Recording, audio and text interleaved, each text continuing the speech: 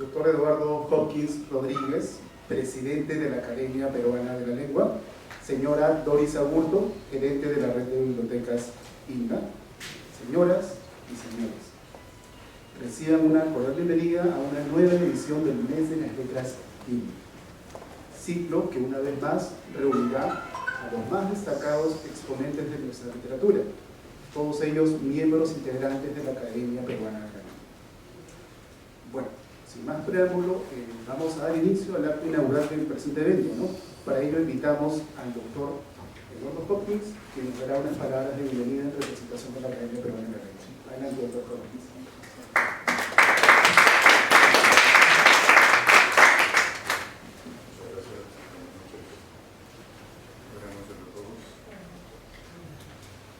Ya es una tradición que el Instituto Cultural Peruano Norteamericano realice desde las letras en coordinación con la Academia Peruana de la Lengua.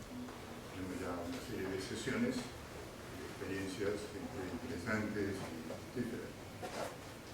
Nosotros, como parte de, digamos, los que tenemos preocupación por diversos aspectos de la cultura en nuestro país, en el caso específico, literatura, lengua, lingüística, etc. En el área particular que nos corresponde, estamos muy orgullosos de poder participar, de poder colaborar. Es un sitio de cultura muy sofisticado y nos interesa contar siempre la posibilidad de contribuir con la conversación.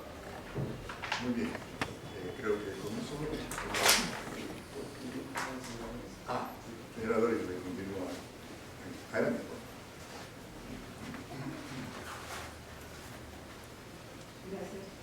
Gracias, doctor.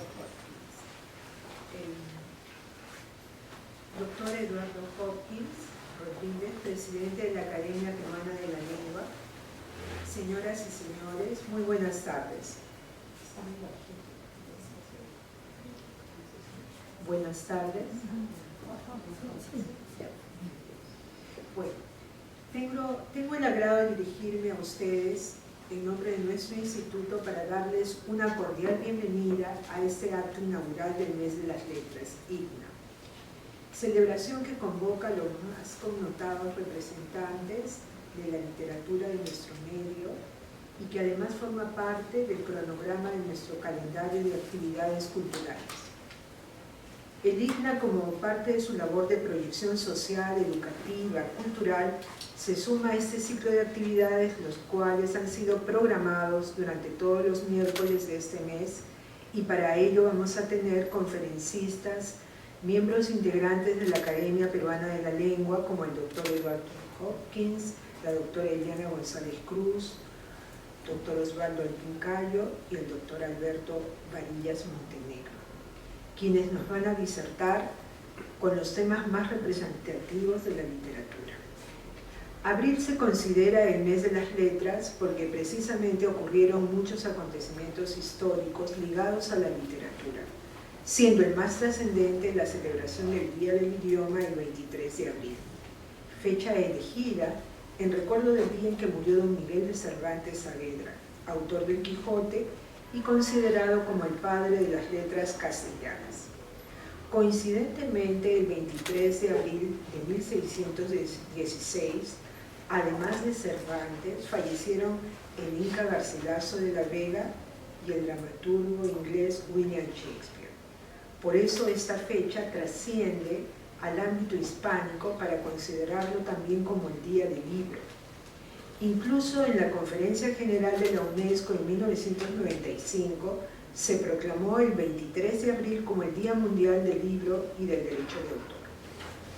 En el caso del Perú, además del Inca Garcilaso de la Vega, autor de los Comentarios Reales de los Incas, el mes de abril también está ligado a la conmemoración de dos grandes escritores como nuestro poeta César Vallejo, quien falleció el 15 de abril de 1938, y don José Carlos Mariátegui, político, ideólogo, pero con una gran calidad estética en sus escritos, quien falleciera el 16 de abril de 1930.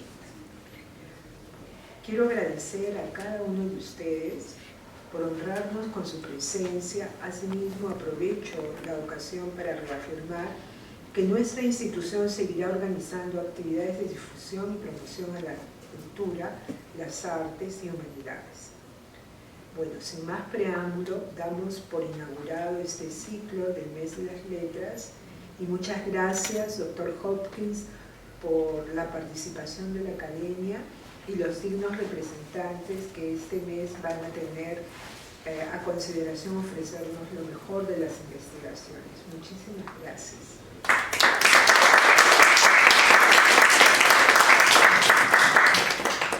Bueno, gracias por sus palabras, señora Agurto. Bueno, ahora sí daremos inicio a la primera disertación inaugural de este ciclo de conferencias, la cual se titula Peregrinación de Bartolomé Lorenzo de José de Acosta, a cargo del doctor Eduardo Hopkins, a quien paso a presentarles. El doctor Hopkins es doctor en literatura peruana y latinoamericana por la Universidad Nacional Mayor de San Marcos. Ha desempeñado roles destacados como profesor principal en la Pontificia Universidad Católica y San Marcos, por supuesto. Además, ha participado en la Comisión Interacadémica de Publicaciones de la Asociación de Academias de la Lengua Española, como miembro de la Real Academia Española de la Lengua y de la Academia Peruana de la Lengua. Ha contribuido significativamente al estudio y difusión de la literatura hispanoamericana. Además, es autor de obras como Convicciones Metafóricas y Solo Literatura. Ha escrito extensamente sobre una amplia gama de autores, desde José Acosta hasta Mario Vargas Llosa. Su labor en el teatro también es notable, destacándose como director y crítico teatral en varios medios y universidades, abarcando desde obras del Siglo de Oro hasta la dramaturgia contemporánea peruana. Su amplio conocimiento y contribuciones en ambas áreas lo convierten en una figura prominente en el ámbito académico y cultural. Bienvenido, doctor Hopkins. Espero que disfruten de esta conferencia. Gracias.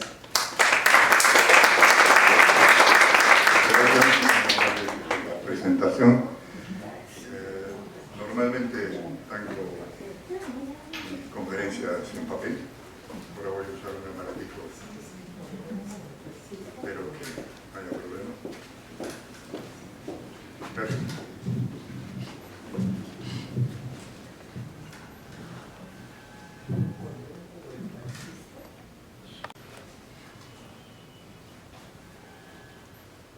Muy bien, el título de lo que voy a tratar ahora es Peregrinación de Bartolomé Lorenzo de José de Acosta, contextos e historiografía. Bien, este es un texto de origen colonial, de alrededor de 1586. Un texto bastante antiguo y muy interesante.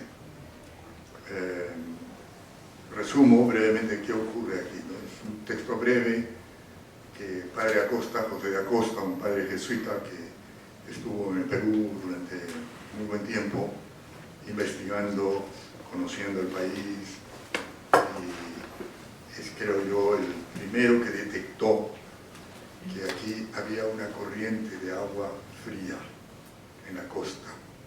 Solamente la conocemos como corriente de Humboldt, porque Humboldt vino en el siglo XVIII, investigó, etc.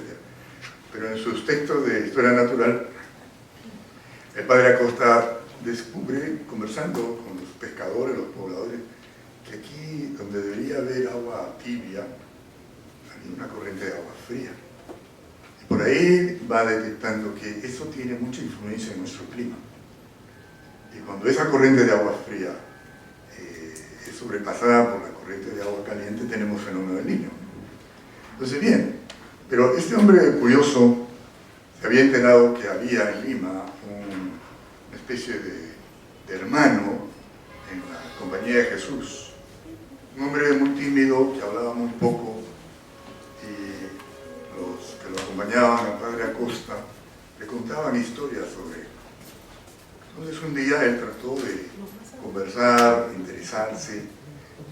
Fue difícil, después de varias entrevistas, logró sacarle alguna información sobre su vida y su llegada a Lima y a la orden de los jesuitas, ¿no? Entonces, lo que hace el padre Acosta es escuchar a este hombre, tomar nota y luego redactar un informe sobre él. Ese informe es lo que se conoce como peregrinación de Bartolomé Lorenzo. Bartolomé Lorenzo es ese personaje sencillo, humilde, muy tímido, que fue entrevistado por el padre Acosta. Entonces, esto es importante en resumen. ¿Qué ocurre en el relato que confecciona Acosta a partir de la información de Bartolomé Lorenzo? En primer lugar, Bartolomé Lorenzo llega a América huyendo de una acusación. Entonces, no es raro este acontecimiento. Muchos pobladores de, digamos, las fronteras de América, o a veces de fuera de América, llegan a estas regiones para refugiarse de alguna denuncia, alguna acusación, algún peligro. Bueno, naufraga, la nave naufraga, y este hombre tiene una serie de experiencias. No solo naufraga en el mar, sino que también tiene unas experiencias de alto riesgo que podríamos denominar también como naufragios en tierra, ¿no? Enfermedades, animales, persecuciones, peligro de todo tipo. Lo interesante es que finalmente, después de todo este periplo, Bartolomé Lorenzo llega a Lima, y en Lima decide que mejor debería tratar de acogerse en una orden religiosa. Comienza a observar y, según él mismo confiesa, eligió a los jesuitas, ¿no? El motivo de esta elección es que los jesuitas llevaban un tipo de indumentaria que a él era más atractivo, ¿no? Es curioso esto. Este detalle nos muestra, por un lado, que este hombre era completamente inconsciente de todas las experiencias por las cuales había pasado, y también inconsciente de cuál era su destino. Lo digo esto porque la composición del padre Acosta le da un orden a esta aventura. Y ese orden es un orden que llamamos, desde un punto de vista teórico, providencial. Es decir, hay un destino, no es el destino de los griegos, es el destino más bien cristiano, la providencia. Es la providencia la que guía a Bartolomé Lorenzo a superar una serie de riesgos y pruebas. Y finalmente, él está como capacitado para llegar a Lima y llegar principalmente a la casa de la Compañía de Jesús y ser un hermano coadjutor de esta orden. No es sacerdote, simplemente es un colaborador, un ayudante. Entonces ustedes entienden, primero tenemos un hombre que no sabe a dónde va. La naturaleza, la experiencia, los riesgos lo van llevando de un lugar a otro y finalmente termina en Lima, y luego, porque sí, decide meterse a la orden de los jesuitas, ¿no? Pero el padre Acosta en su relato ordena todo esto como un acto providencial. Es la voluntad divina la que somete a prueba a este hombre y lo va conduciendo hacia esta meta final, ¿no? Bueno, sobre eso voy a hablar. En segundo lugar, hay un problema siempre con relación a este texto y con respecto a muchos textos de la literatura hispanoamericana colonial. La norma más o menos de esa época es escribir textos de historia incorporando literatura, cuentos, mitos, poemas, canciones, a veces pequeños relatos de cierta extensión también, casi novelas. Entonces la mezcla entre historia y ficción es normal. Pero eso a veces hace que los críticos confundan los textos y no observen bien sus proporciones en torno a esos dos polos, ficción e historia, ¿no? Entonces yo voy a hablar de eso, voy a tratar de explicar algunas cosas en torno a estas confusiones y aclarar que este texto tiene fundamentalmente un orden artístico, un orden literario, pero con ciertas marcas que llamamos marcas retóricas que le dan un cierto perfil aparentemente histórico. Claro, el dato principal es que el personaje sí es un personaje real, sí existió Bartolomé Lorenzo, ¿no? Pero lo que se cuenta de sus aventuras no parece muy real. Es verosímil, pero no muy real. Vamos a ver algunos detalles. Entonces, nos proponemos aquí analizar algunos mecanismos de transformación de la historia en ficción y de la ficción en historiografía. O sea, historia son los hechos, historiografía es la redacción, la escritura que hace un experto sobre esos hechos. Y todo esto en torno a la peregrinación de Bartolomé Lorenzo antes de entrar en la compañía. Ese es el título que le da Acosta, ¿no? Note, peregrinación antes de entrar en la compañía. O sea, primero hay que pasar por una serie de pruebas, luego merecer ser parte de la compañía de Jesús, ¿no? Bien, el padre José de Acosta publica esto en 1586, no al público, sino en un informe que hace a la autoridad principal de la Compañía de Jesús en Roma. Es lo que llama una carta anual, donde el principal que visita una de estas regiones bajo, digamos, la regla de la Compañía de Jesús, debe informar los sucesos más importantes, acontecimientos, labores, obras, y finalmente siempre se recomienda que se hable de una personalidad de la Compañía de Jesús que destaque, que pueda servir de ejemplo para los jóvenes sacerdotes que están en Lima o en otras ciudades o están en Europa y desean pasar a América. Esa es una carta anual, un gran informe, y dentro de una de esas cartas Acosta cuenta el relato de este personaje que encontró en Lima. Entonces la carta registra como una especie de acontecimientos reales, históricos, datos, informaciones, fechas. Y ahí en esa carta, que está llena de marcas históricas, aparece el relato de Bartolomé Lorenzo. Entonces todo crítico dice, bueno, es un relato histórico. Pero vamos a ver cómo relativizamos esto. Bien, continuamos leyendo. Acosta remite su narración a Roma en una carta annua, es decir, una relación en torno a los sucesos de la orden en el Perú, dirigida a Claudio Acquaviva, general de la Compañía de Jesús, fechada el 8 de mayo de 1586. José Juan Arrón, un crítico que editó este texto, plantea algunas consideraciones sobre su estructura, sobre su forma, sobre su significado.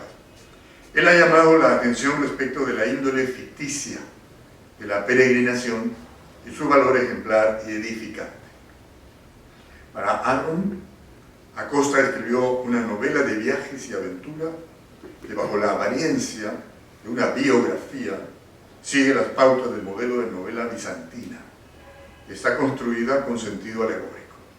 ¿Qué es una novela bizantina? Son unas novelas que se descubrieron en el siglo XVI, escritas en griego, que corresponden a los siglos III, IV, V aproximadamente. Y son novelas de aventura donde los personajes, que suelen ser una pareja de enamorados, sufren constantes separaciones, reencuentros, separaciones, pasan por un periplo de muchas aventuras y finalmente llegan a un lugar donde pueden estar tranquilos y generalmente reunirse con la familia y casarse, ¿no? Entonces, noten ustedes el esquema. Muchos riesgos, mucho peligro para los dos jóvenes enamorados, separaciones constantes, nuevamente se encuentran, vuelven a ser separados y después de un largo tiempo finalmente pueden llegar a territorio cristiano y casarse. Entonces el esquema es igualito al de la peregrinación, como dice Arrón: muchas aventuras, muchos riesgos, muchos peligros, y finalmente se llega a una meta pacífica donde el sujeto está tranquilo, ¿no? Bien, alegoría es un sistema de significación. Normalmente se trabaja con conceptos muy abstractos y se les da una visibilidad concreta. A veces personajes, historias, animales, plantas, que significan, normalmente en la tradición cristiana, las alegorías suelen tener significados relacionados a la tradición de la historia sagrada, ¿no? El Antiguo y del Nuevo Testamento, ¿no? Entonces, entre los componentes simbólicos y alegóricos, este crítico encuentra una estructura progresiva basada en el orden de las denominadas virtudes teologales. O sea, aquí hay un eje que ordena estos hechos. Fe, esperanza y caridad. Entonces, cada episodio corresponde a fe, o a esperanza o a caridad. Entonces, diversos paralelismos con relatos religiosos también ingresan a formar parte de todas estas asociaciones simbólicas significativas de la obra. Asimismo, como detalle de ficción, Arrón ha detectado que el autor, Acosta, transpone a esa obra un pasaje de su historia natural y moral de las Indias. Es decir, Acosta es un investigador, le interesa la ciencia, le interesa la historia, la religión, por supuesto, el sacerdote, es una especie de antropólogo aficionado, pero con una extraordinaria capacidad analítica. Él ha escrito tratados sobre animales, vegetación, sobre flora y fauna, sobre el clima, sobre la geografía, sobre los ríos, sobre enfermedades. Bueno, Arrón con mucha habilidad detectó un fragmento de una obra científica de Acosta que aparece resumido en la peregrinación de Bartolomé Lorenzo. Es un dato bien interesante, o sea, de su propia producción, de su propio archivo, él saca un fragmentito y lo pone ahí como parte de una de las experiencias de Bartolomé Lorenzo, ¿no? Vamos a ver. En la historia natural y moral de las Indias, de Acosta, se dice lo siguiente. Aquí estoy haciendo resumen a partir de lo que plantea el propio crítico Arrón. Entonces, la descripción del terremoto, de un terremoto, permite una puntual constatación del proceso de intervención de Acosta en su texto sobre Bartolomé Lorenzo. Entonces, voy a leer la cita. En la costa de Chile, no me acuerdo qué año, hubo un terribilísimo terremoto que trastornó montes enteros y cerró con ellos la corriente a los ríos y los hizo lagunas y derribó pueblos y mató cantidad de hombres, hizo otras cosas semejantes de mucho espanto. En la peregrinación aparece lo siguiente: sucedió un temblor de tierra espantoso, que duró continuamente 18 días, con que se trastornaron muchos cerros, y aparecieron lagunas donde se cerraba la corriente de los ríos, y como toda aquella tierra era montaña espesísima, de muy altos árboles, fue grande el espanto que causó la multitud de ellos que cayeron con la violencia del temblor. No es una transcripción literal, letra a letra. Es decir, los temas básicos de su primer texto están filtrados en el segundo texto. Es una observación muy ingeniosa la de este crítico y es un dato interesante. Bien, otros críticos han tratado de encontrar varias correlaciones con elementos de la tradición religiosa o históricos, en fin. Todos estos aspectos llaman la atención, más allá de la temática acerca de sus significados, en torno a la composición literaria de la peregrinación. Por nuestra parte, proponemos otras observaciones asociadas a su condición ficticia y en particular nos detendremos en examinar la problemática de su persistente vinculación con lo histórico llevada a cabo por varias lecturas críticas. Es decir, la tradición crítica es, esto no es ficción, esto es historia, esto es realidad. Algunos han adelantado que hay de las dos cosas. Y yo voy a plantear es que hay más ficción que historia, ¿no? Y que realidad. Entonces, interesa recordar que el viaje suele aludir a una experiencia religiosa altamente significativa. Dentro de la tradición de la época, la tradición cristiana, la vida es un viaje hacia la salvación, hacia la condena. Entonces, viajar tiene un significado religioso. Desde este punto de vista, el viaje no es solamente un medio para llegar a algún lugar, sino que posee sentido en sí mismo, pues a través de él se pretende someter la vida a prueba. Esto es clave. En la peregrinación nos encontramos con un viaje individual determinado por la decisión de exilio personal a causa de un delito cometido. Este viaje adquiere connotaciones religiosas cuando se le da una proyección ejemplar. Su ejemplaridad se basa en la experiencia de haber padecido una serie de aventuras azarosas de la cual finalmente se libera el personaje. El narrador convierte el exilio en peregrinación. El narrador, que va a hablar del autor, Acosta es el autor de este relato, y hay un narrador que nos habla de la aventura de este personaje. El narrador habla mucho en este libro, ¿no? Entonces, el narrador convierte el exilio en peregrinación, asignándole las funciones espirituales propias de una peregrinación. Una peregrinación es un viaje de penitencia, de prueba, hasta llegar a un lugar sagrado, ¿no? Entonces, hasta ahora hay peregrinaciones como la famosa de Santiago de Compostela, ¿no? Entonces, en el mundo medieval esta era una de las grandes peregrinaciones europeas, ¿no? Entonces,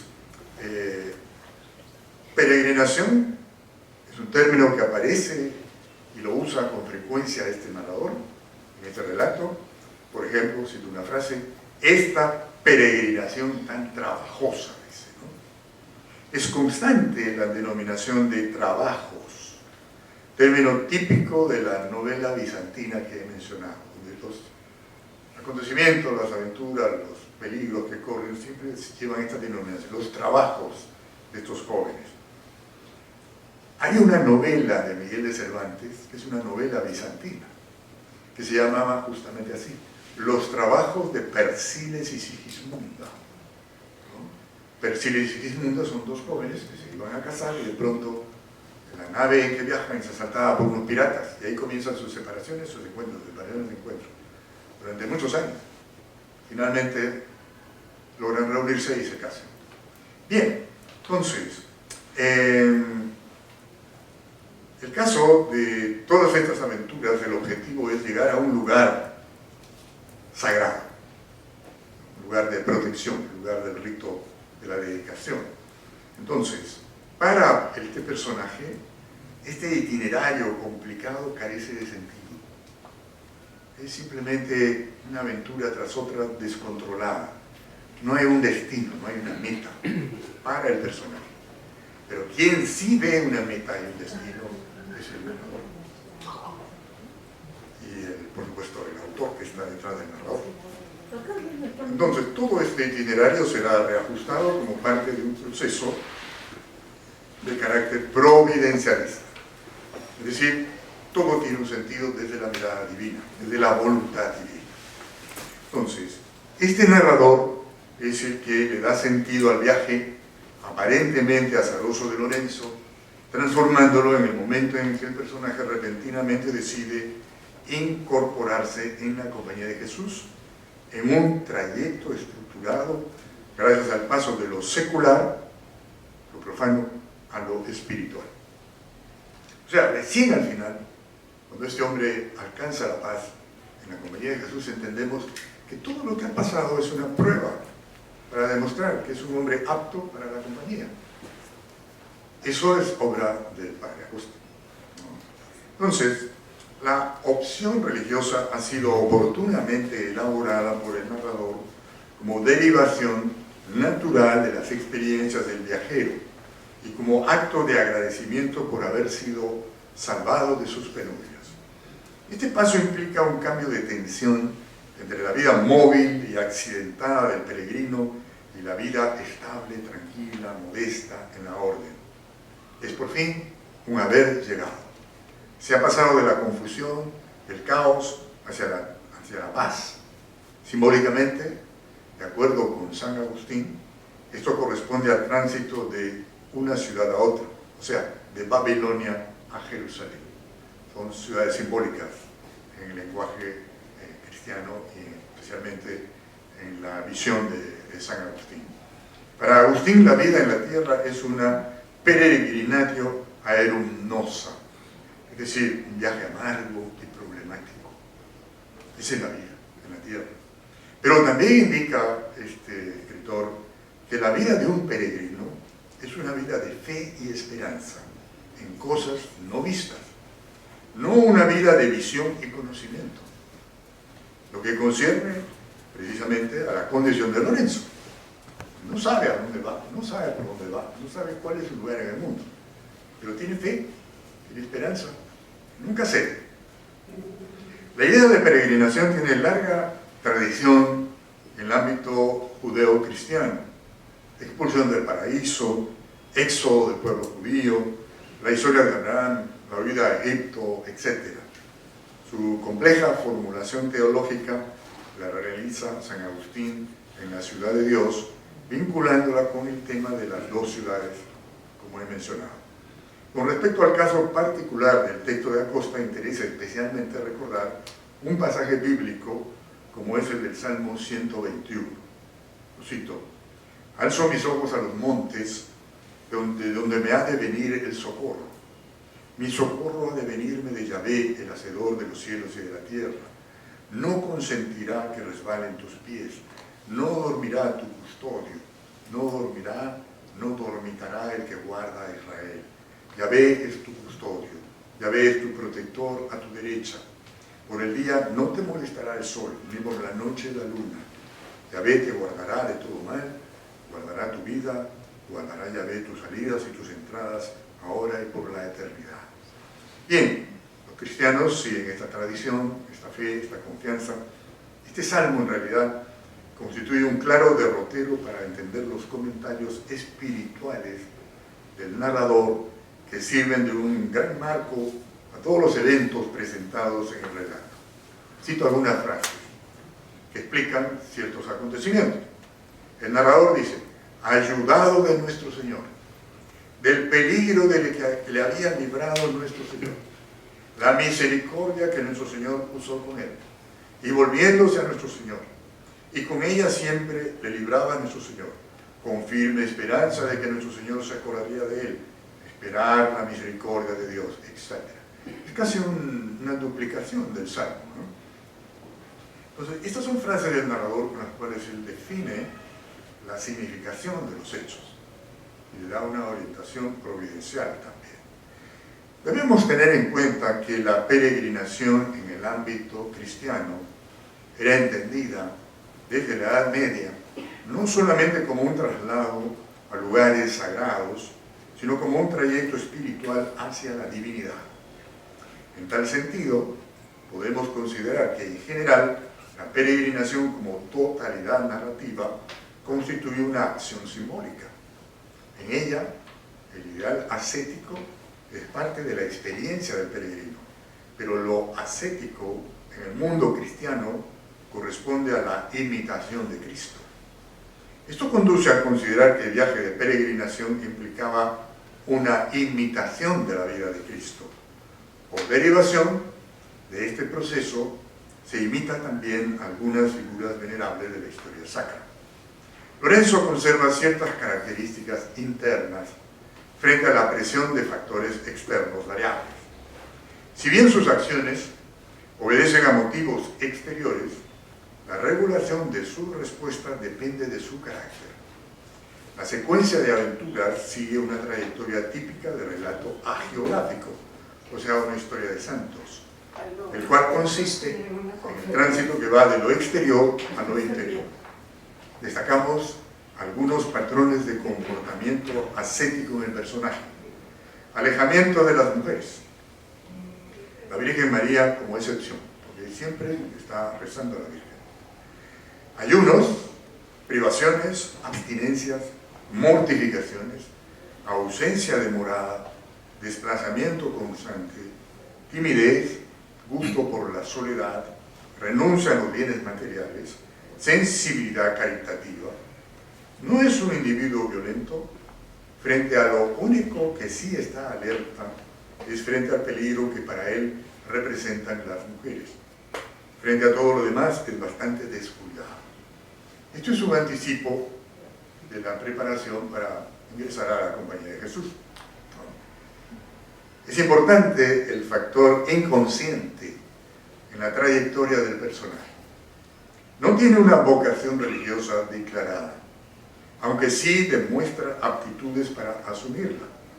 Es evidente que a través de sus aventuras se pretende dar una explicación significativa de una trayectoria que lo encamina hacia la orden jesuita. Entre los espacios fundamentales del cristianismo, que son al mismo tiempo vías simbólicas, están el infierno, el purgatorio y el paraíso. Lorenzo ha pasado por una especie de infierno hasta culminar en el purgatorio. El traslado por mar y tierra está lleno de situaciones peligrosas, padecimientos, tentaciones. El espacio abarca una geografía en la que se manifiesta una confrontación entre el bien y el mal. Todas estas vicisitudes tienen la condición de pruebas para el personaje, lo que conduce a la idea de viaje como preparación para la salvación. Se trata de una visión del hombre como ser en tránsito, como homo viator, hombre que viaja, bajo riesgo constante de muerte física y espiritual. Este aparato simbólico contribuye a promover la importancia de estar atentos a las manifestaciones de lo divino en la naturaleza y en la sociedad. El relato de Acosta, como ustedes verán, plantea el problema de la vinculación entre gracia, libre albedrío y predestinación. Es fundamental observar que en la obra pesa más la noción de predestinación, lo que hemos llamado providencialismo, que la noción de libre albedrío. No hay voluntad propia en el personaje. En este sentido es que se observa que Lorenzo muestra un abandono total frente a la voluntad divina.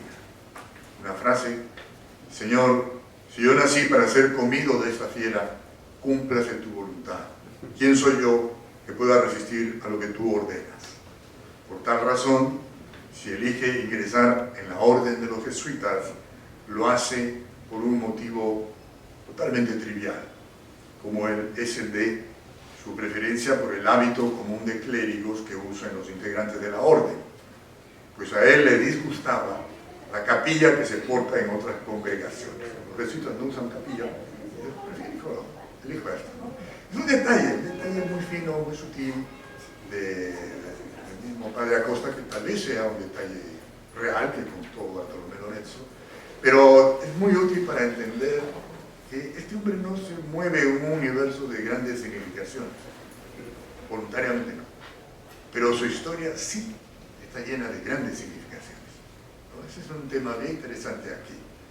Entonces, de esta manera se subraya el dominio de la sabiduría de lo providencial por sobre las nociones individuales. Frente a las grandes acciones que ha realizado, de los peligros y obstáculos que ha afrontado y superado, resulta irónica la insignificante e intrascendente argumentación que Lorenzo da para decidirse por su incorporación en la Compañía de Jesús. Acosta le ha dado continuidad a la relación, completando imaginativamente los vacíos de la lacónica versión de su informante. Un principio de continuidad radica en el hilo motivacional o causal interno que enlaza y explica la secuencia de las acciones, hilo que escapa a la voluntad del personaje, aunque coincide con la condición de su carácter. El narrador amplía la presentación de los hechos con comentarios religiosos y morales, así como con datos relativos a América en lo que corresponde a flora, fauna, clima, costumbres, lenguaje, situación social. Esto viene del archivo del hombre de letras que es Acosta, no de Bartolomé Lorenzo.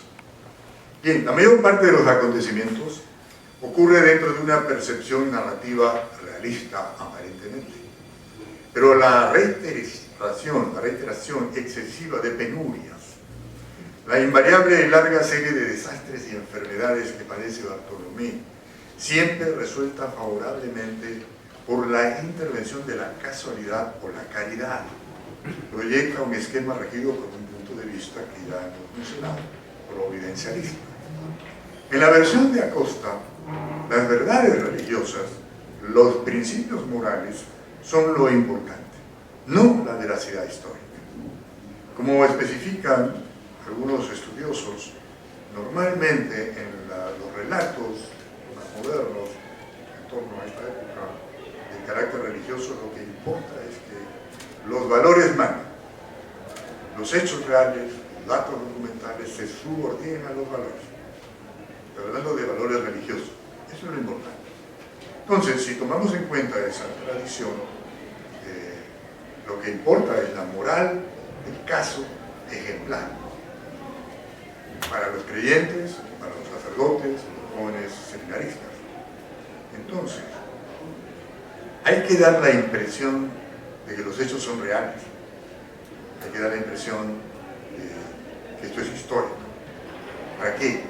Para fortalecer la base técnica. Porque si el caso que contamos lo mantenemos dentro de un ambiente puramente ficticio, extraordinario, maravilloso, entonces quienes escuchan este relato, quienes lo leen, no se van a sentir muy afectados, porque va a parecer una invención. En cambio, si el narrador insiste en que esto es histórico, que esto realmente ocurrió, eso le da una enorme fuerza ejemplar al relato. Esa es la base de todo lo que hace aquí Acosta, ¿no? Entonces, hay otros elementos que podríamos mencionar, pero quiero ahora entrar a la parte de los críticos, que solo ven historia, ¿no? Y cómo se confunden, cómo confunden las cosas, ¿no? Vamos a ver, esto es muy interesante también, sin dejar de lado el texto de Turmé. En la dedicatoria al padre Acquaviva, Acosta se declara en favor de la veracidad de la información recibida de parte de Lorenzo. De la certidumbre de lo que aquí refiero, dice, no dudo, ni dudará nadie que conociere la verdad y simplicidad de este hermano. El nombre del autor, Acosta, autoriza, en cierta medida, la apreciación de su escrito como documento histórico. Además, está dentro del documento histórico. Entonces, su nombre remite a sus tareas como sacerdote, predicador, funcionario, historiador e investigador de las culturas americanas, y actúa por lo tanto como elemento patrocinador de su discurso. En la tradición clásica era muy importante para persuadir a un auditorio la imagen del orador. El que habla debe tener un prestigio, una imagen. La gente debe saber algo sobre él, de tal manera que lo que él diga puede ser aceptado, aparte de los argumentos que pueda dar. Eso es muy importante. Entonces, en este caso, el nombre de Acosta autoriza la apreciación de su escrito como documento histórico. Su nombre remite a sus tareas, como ya he dicho, diversas. Entonces, lo mismo sucede con esta carta annua, con mucho dato real, histórico, administrativo, y luego el relato de este personaje. Entonces, este contexto le da relativamente, digamos, la pauta genérica de esto es real, esto sí fue, este personaje realmente estuvo ahí. Bien, muchos estudiosos de lo que se llama hagiografías o historias sagradas han determinado cuáles son los sistemas, los patrones compositivos, los temas predominantes.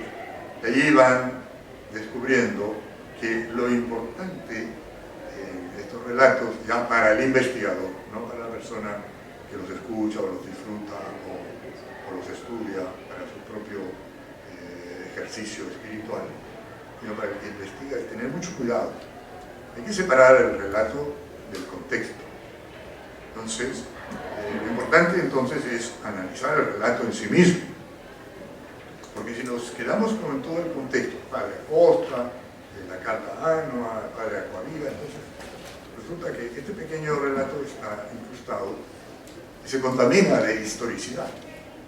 No es histórico. Vamos a ver, un poquito más.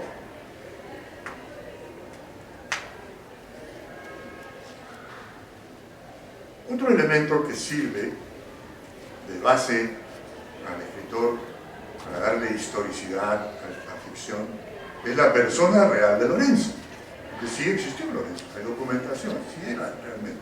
Hay otros informes sobre cómo era él, pero Lorenzo en el texto parece ser otra cosa. Entonces, la distinción aquí es interesante. Yo quiero avanzar un poquito más y descubrir qué cosa hacen con este relato los historiadores jesuitas de la época. lo asumen como real. Algunos han conocido a Bartolomé Lorenzo y en sus informes o en sus obras de carácter histórico sobre la orden suelen mencionarlo e incluyen los relatos de Acosta como parte de la historia de Bartolomé Lorenzo. O sea, un historiador dice, claro, el hermano Lorenzo tuvo tales experiencias y resumen lo que ha dicho Acosta, pero no citan a Acosta. Lo más interesante de todo esto es que cuando uno revisa estos textos, en esas historias de la Compañía de Jesús del siglo XVI y XVII, no se menciona al padre Acosta. ¿Por qué? Porque el padre Acosta había tenido problemas con la orden. Fue denunciado, perseguido, marginado. Entonces, uno de los eruditos más importantes de la orden es borrado de los archivos, borrado de la historia. Pero yo irónicamente veo esto. Es un gesto muy ilustrativo. Se puede borrar a una figura que es 100% histórica, que es un pilar fundamental de la Compañía de Jesús en el siglo XVI. Puedo también incorporar un personaje aventurero y ficticio en mis archivos y nombrarlo como figura histórica. Pues, ¿qué confianza da esa crónica que tienen estos juegos, ¿no? Bien, no solo eso, uno de estos cronistas, veremos enseguida, suele eliminar algunas partes que no le gustan del relato de Acosta. En el siglo XVIII hay otro escritor de la Compañía que sigue esta tradición de escribir la historia de la Compañía de Jesús y suprime otras cosas. Entonces, cada época tiene su gusto. El siglo XVI tiene el siglo XVI en lo que escribe Acosta. El siglo XVII es barroco. El escritor barroco le gusta un poco lo que hace Acosta y puede agregar cosas. El siglo XVIII ya es neoclasicismo, ilustración, racionalismo. Un historiador de la orden de este periodo no le gustan muchas cosas de las que escribió Acosta, porque son cosas de mal gusto. Por ejemplo, hablar de sus enfermedades, de la pus, etc. No, horrible, no es necesario, ¿no? Entonces van puliendo el texto. Entonces, miren ustedes la trayectoria. El pequeño relato que Bartolomé Lorenzo cuenta a sus amigos y le cuenta a Acosta, se transforma en un relato muy, muy interesante, muy simbólico, muy rico, en torno al tema peregrinación. Luego ese relato pasa de ficticio a ser documento de crónicas, de historia de la orden. Por lo menos hay dos grandes documentos que voy a mencionar. Entonces, pasan al archivo. ¿Qué hacen los críticos modernos? Dicen, no, ese relato es verídico, es verdadero, es histórico. ¿Por qué? Porque en la crónica del padre Andrade, en la crónica del padre Oviedo, aparece y dicen que es cierto. Mala lectura, ¿no? El que otros digan que una historia es cierta no la autoriza. Es la lectura que hacemos de la historia la que nos dice, esto es histórico, este es documento, esto es ficción, o es una mezcla entre historia, documento y ficción. Entonces, eso es un tema muy curioso que en mi experiencia siempre me resulta muy interesante.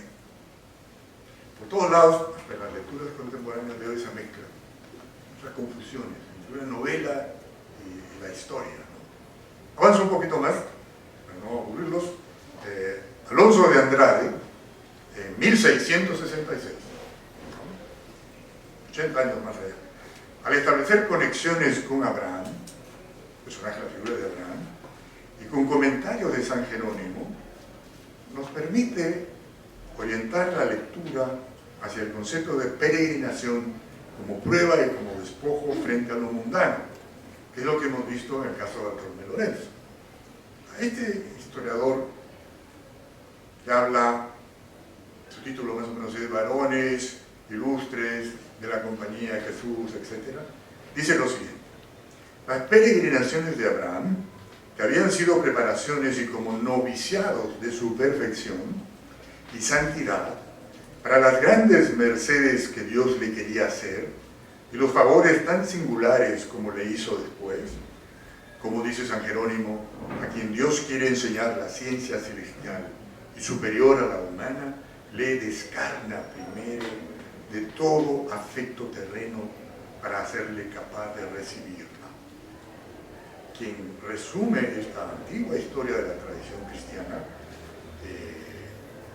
tradición del Antiguo Testamento, etc., es este señor Andrade, Alonso de Andrade, y él es el que va a escribir esta historia de los varones ilustres de la compañía. Vamos a ver qué hace Andrade con el relato de Acosta. Andrade divide lo que Acosta expuso en 5 secciones y le pone títulos o epígrafes. Y además agrega una 6ª sección. Esto es bien interesante. En esta 6ª sección, o 6º capítulo, en la que habla de la vida de Lorenzo ya en la compañía. Acosta no habla de esto, solo brevemente que lo conoció en la compañía. A Acosta le interesa contar la aventura. Pero Andrade agrega una 6ª parte sobre la historia de Bartolomé dentro de la orden de la compañía, ¿no? Entonces, sus epígrafes constituyen lo que llamamos paratextos, o sea, comentarios, ¿no?, que pretenden otorgar más historicidad al relato de Acosta. Sigue de cerca la versión de Acosta con omisiones y variantes menores, acompañadas de lecturas erróneas de pocos términos. Agrega frases como hermano, nuestro hermano. Eso no estaba en la versión de Acosta, señalando de esta manera el punto de vista histórico de su narración desde el ángulo de la presencia de Lorenzo en la orden. Otro sacerdote también de la compañía, el padre Juan Antonio de Oviedo, casi 100 años después, en 1755, en un libro histórico que se llama Elogios de hermanos coadjutores, o sea, no sacerdotes, sino hermanos como Bartolomé Lorenzo, que ha habido durante siglos en la orden. Allí sigue a Andrade al contar los trabajos de Lorenzo y referir sucesos en torno a su vida como hermano coadjutor, colaborador, ¿no? A la manera que acabamos de citar de Andrade, Oviedo define la aventura de Lorenzo como riguroso noviciado en los caminos de mar y tierra. Con referencia a las propuestas de Acosta, Oviedo busca hacer una versión más verosímil y concentrada en la acción. Con tal motivo elimina algunos comentarios morales y religiosos de Acosta, así como referencias a la naturaleza de parte del narrador. Reduce a lo esencial las apelaciones al providencialismo. Suprime toda la parte sobre cimarrones, que son esclavos negros que han huido, que es una aventura que tiene Bartolomé. De paz desaparece casi toda la sección cuarta, particularmente evitando lo del encuentro con el tigre y la pelea de estos con los caimanes, que es un episodio que es muy, muy interesante, que parece también sacado de la propia visión de la historia natural de Acosta. Tampoco figura la enfermedad producida por los insectos, conocidos como niguas, que se meten bajo la piel, lo que le permite eludir a Oviedo así el tema de la intervención providencial. Quiere atenuar este rango, excluye sucesos violentos y sobre todo la impresionante parte de la herida con el dardo de hierro en el costado. Noten eso, una herida con un dardo de hierro en el costado. Es una imagen cristiana, típica. Luego esta herida se corrompe, se descompone, entonces pasa aquí a curarse. Bartolomé es una, como ustedes han visto, una alusión evidente a uno de los momentos de la Pasión de Cristo y tal vez un poco tosca para el gusto del siglo XVIII, ¿no? Una descripción que no le gustaba mucho. Oviedo es un escritor, como he dicho, del siglo XVIII, cuyos criterios racionalistas, morales y estéticos lo inclinan a la verosimilitud, la moderación, el buen gusto. Sus cambios llaman la atención acerca de sus criterios en torno a lo que considera excusable por no ser pertinente o verosímil. O sea, este historiador poda el relato de Acosta, al mismo tiempo que permite examinar, tomando en cuenta su perspectiva, lo que Acosta pudo haber puesto de su parte, de acuerdo con criterios de otra época, más acordes con la sensibilidad del siglo XVI y XVII. inicio del comienzo barroco, ¿no? Entonces, estas operaciones que hacen Andrade y Oviedo nos permiten ver qué es lo que no les gusta de la intervención de Acosta. O sea, ellos sí vieron que Acosta había intervenido. Pero claro, son eruditos, son hombres de iglesia, se conocen toda la simbología, se entienden rápidamente, bueno, este compañero está aquí metiendo mucho la mano, ¿no? Entonces van reduciendo, van eliminando, etc. Bien, y es muy interesante recordar algo que acabo de decir, observar que en Varones Ilustres de Andrade aparece Lorenzo entre los hermanos jesuitas importantes de la orden, y en cambio no se incluye al padre Acosta. Una operación extraordinaria, ¿no?, de ficción histórica, ¿no? Desaparecer a Acosta fue parte de la política seguida por la orden cuando se decidió actuar en su contra. Es evidente que se trata de un acto de ficción hecho por los historiadores, ¿no? Esto corresponde a la ficción y es parte de actividades que son normales en los trabajos de los historiadores del periodo. La documentación histórica que procede de esta manera requiere manejarse con cuidado. Entonces, como crítico, ¿cómo me voy a basar en esos dos historiadores para decir que el relato de Acosta es histórico? Estoy detectando todas las operaciones que ellos están haciendo, ¿no? Están maquillando al pobre Bartolomé. Entonces, aquí hay algunas confusiones ya de la crítica moderna, que para argumentar que el relato de Acosta es histórico, es un documento verídico, dice, pero si lo menciona aquí, lo menciona Andrade, lo menciona Oviedo, etc., ¿no? Eso no sirve, no es buena argumentación, ¿no? Vamos a ir concluyendo. Algunos críticos indican que el hecho de que la carta anua al jefe de la orden, a Coaviva, esté como documento, como marco histórico, hace que el relato de Bartolomé sea histórico. En segundo lugar, se le da como prueba probatoria el hecho de que es mencionado en estos dos grandes casos, el de Andrade y Oviedo, historiadores que acabo de mencionar. Entonces, hay demasiadas aquí equivocaciones, no quiero insistir mucho, esto ya es demasiado preciso, simplemente quería indicar que asumir como documento a partir de datos externos estas son una serie de circunstancias que crean confusión acerca del carácter de lo narrado. Lo concreto es que la obra como tal posee una arquitectura artística y un sentido alegórico, los cuales contradicen su supuesto valor documental. Bien, un tercer punto muy breve que quiero contar es ¿qué es lo que suele ocurrir en las distintas órdenes religiosas? También en la Compañía de Jesús. Hay momentos durante el día, lo que llaman refectorio, cuando los sacerdotes se reúnen, los maestros con los discípulos, están comiendo, y un sacerdote, un maestro, lee una historia ejemplar. ¿Historia de un santo o la historia de un sacerdote de la orden? Pues mientras están comiendo, están recibiendo lo que ellos llamaban un alimento espiritual, ¿no? Un ejemplo extraordinario. Mientras oran, rezan, comen, escuchan esto. Entonces, esa es parte de una costumbre. Entonces, no les van a contar en ese momento tan importante pura ficción. Entonces, tiene que dar la apariencia de que hay algo de realidad en eso. Esa es otra tradición. Si cuento la historia de un miembro de la orden, tengo que contarla de tal manera que sea aceptable como un hecho realmente sucedido.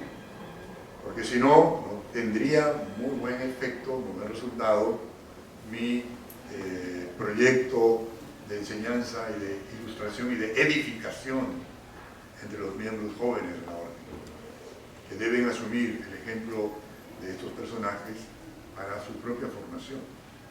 Si son solo historias, no es tan fuerte, entonces hay que enfatizar esto, ¿no? Bien, esto es en síntesis, lo que quería resumir sobre esta manera de leer, ¿no? Luego, en conclusión, hay muchos motivos por los cuales un relato que puede tener una parte histórica se ficcionaliza o esconde la parte ficcional para la impresión de pura realidad histórica, ¿no? Bien, pero no haberlos aburrido. Muchas gracias.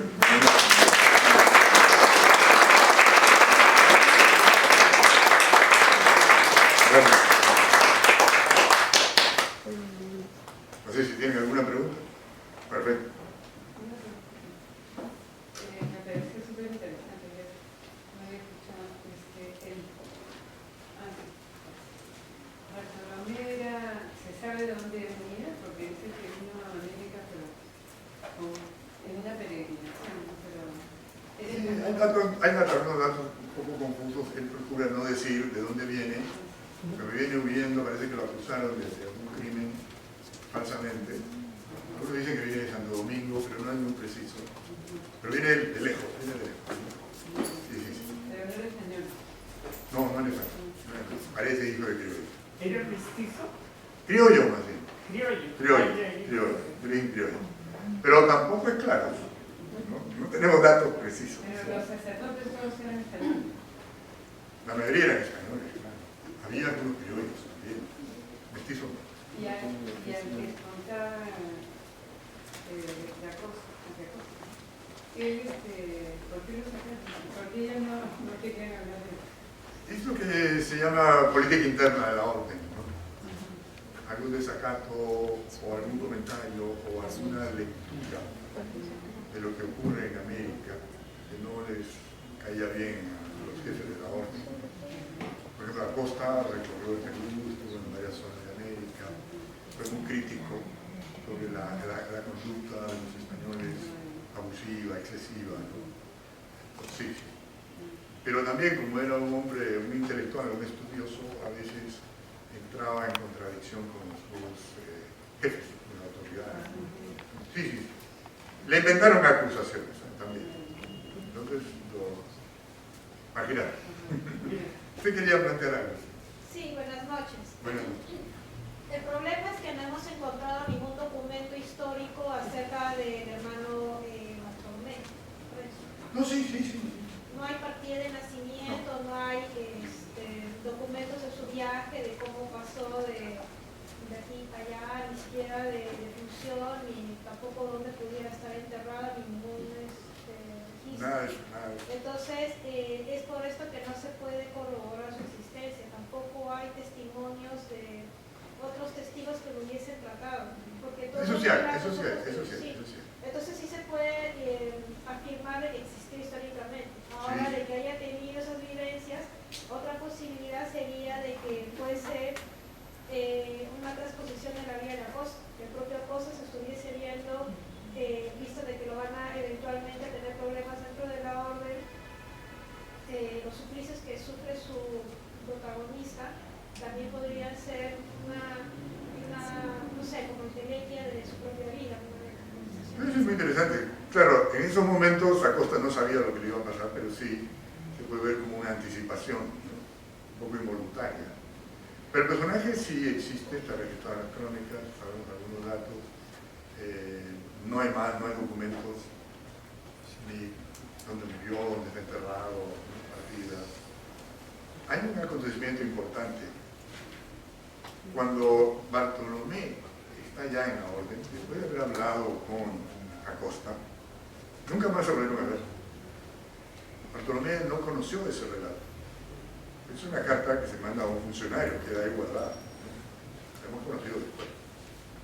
Pero parece, de acuerdo a estos dos cronistas que he mencionado, Andrade y Oviedo, es que Bartolomé siguió hablando y contando más historias. Pero ya dentro de la atmósfera de la orden, asistiendo a misa, leyendo, recibiendo asistencia espiritual, siendo un hombre de fe, escuchando otras historias. Tal vez estuvo en el refectorio y también escuchaba relatos de santos. Entonces, cuando él hablaba de sí, ya tenía una simbología para contar nuevas aventuras. Claro, no tenemos eso registrado. de acuerdo a lo que dicen estos cronistas, Bartolomé siguió contando aventuras, siguió contando historias. El problema es que con la expulsión de los jesuitas mucho de la documentación se ha perdido, pero tengo entendido que hay copia en el archivo principal de Roma, como también en otro de España. Bueno, sí, pero no es tan fácil acceder ahí. Pero sí, hay muchas cosas, sabemos, tenemos muchos textos coloniales que fueron enviados a Roma para ser publicados, que han quedado en el archivo, pero no los encontramos. Textos importantes. Sí, eso pasa. Usted iba a preguntarme algo. Quería saber si se han editado impresiones de la obra del padre Costa posteriormente. No. Lo único que hay es lo que dice en la carta anual dirigida a esta autoridad. Dice, bueno, conocí a este hermano, me llamó mucho la atención, era un hombre solitario, muy triste. Otros sacerdotes me hablaron de él y que había pasado una vida extraordinaria, de aventuras y de peligro. Entonces conversé con él varias veces. Me fui de viaje, cuando regresé a Lima, volví a conversar con él. Digamos que le sacaba como con cucharita, diríamos, ¿no? A la manera limeña, la información. No era muy hablador, no era muy elocuente. ¿Y el padre Acosta escribía con pluma en esa época? Se escribía con pluma. No teníamos iPad en esa época. La fuente original era... ¿La fuente original se ha conservado en el archivo? Está la carta, sí. ¿O son copias? ¿Hay varias copias? No, está la carta Coahuila, es un documento histórico de la época. Y tiene la fecha 1586. Es una larga carta, es interesantísima porque habla de todo lo que la orden hacía, ¿no? Construía hospitales, curaba enfermos, construía colegios, defendía frente a los terremotos a la gente humilde, todo eso, y con contabilidad, tanto dinero se gastó aquí, tanto entró, tanto costó tal edificio, reparar la iglesia costó tanto. Y luego viene al final una historia, es como una costumbre. Y me hace acordar mucho algo que hacían antes los funcionarios árabes en España medieval. Mandaban una carta a una autoridad y al final incluía un poemita de amor. ¿Un qué? Un poema de amor. Imagínate, le escribe a una autoridad, a un príncipe, a un juez, al final informándole sobre una actividad burocrática, administrativa. Luego de obsequio le pone un poemita de amor. Aquí en esta época sonría un poco extraño, ¿no? Pero no, era como un adorno, una joya. Esos pequeños poemas de amor no estaban escritos en árabe, estaban escritos en mozárabe, o sea, en castellano primitivo. O sea, es castellano, o la lengua romance castellana, pero escrita con caracteres árabes. Pero lo que está escrito ahí no es árabe. Se usa la grafía árabe, pero son canciones populares, normalmente de mujeres, campesinas, que cantan historias de amor. Es una larga tradición medieval, ¿no? Se llama jarchas, poemitas. Esos se encontraron en esos documentos, por eso me he acordado del ejemplo. Una larga carta donde un funcionario informa a otro funcionario superior e incluye como obsequio una jarcha. Los historiadores, los eruditos, piensan, ¿y esto qué es? ¿Hay aquí una relación homosexual? ¿Qué cosa es? No, van descubriendo, Menéndez Pidal, un famoso historiador español, crítico, descubrió que eso no era árabe. Eran letras árabes, grafías árabes. Pero el texto era español. Castellano muy primitivo. Y son poemas muy hermosos, son canciones de amor. Y cuando los jesuitas fueron expulsados, ¿se llevaron estos archivos o los dejaron acá en Perú? Llevaron lo que pudieron, porque no estaban autorizados a llevarse nada. ¿Y quién los mantuvo o los conservó? Aquí desaparecieron, hubo el saqueo, ¿no? Las otras órdenes religiosas que se llegaron en Lima, y la gente, las autoridades, la gente poderosa, porque tenían muchas propiedades, muchos bienes, obras de arte, pinturas, eso no se llevaron. No se podían llevar, eran expulsados, tenían que irse de un momento a otro. Y se iban, algunos podían llevarse algunas cosas. O sea, hicieron varias copias. No hubo tiempo, fue sorpresivo. Eso fue sorpresivo. Toda una intriga palaciega, muy complicada para sacarlo. Y en masa. ¿Y a dónde fueron todos? A Roma. Y en Roma es donde comienzan ellos a escribir sobre América, sobre su experiencia americana, a recordar lo que hicieron en esos siglos que estuvieron acá, ¿no? Sí, es una historia muy complicada. Es una historia política, también de competencia entre las órdenes religiosas, ¿no? ¿Quién tiene más poder ante el Papa o ante el Rey de España? Un desastre en realidad, porque era una orden muy importante, ¿no? ¿Más preguntas? Muy bien, muchas gracias. Buenas noches.